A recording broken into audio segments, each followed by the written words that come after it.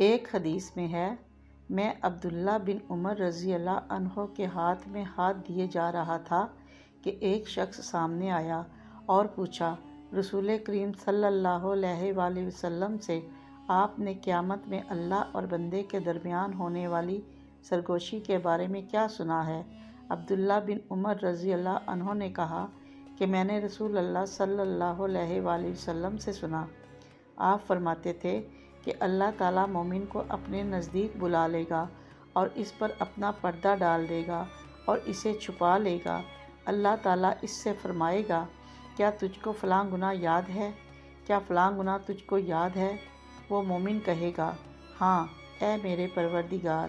آخر جب وہ اپنے گناہوں کا اقرار کر لے گا اور اسے یقین آ جائے گا کہ وہ اب ہلاک ہوا، تو اللہ تعالیٰ فرمائے گا کہ میں نے دنیا میں تیرے گناہوں پر پردہ ڈالا اور آج بھی میں تیری مغفرت کرتا ہوں۔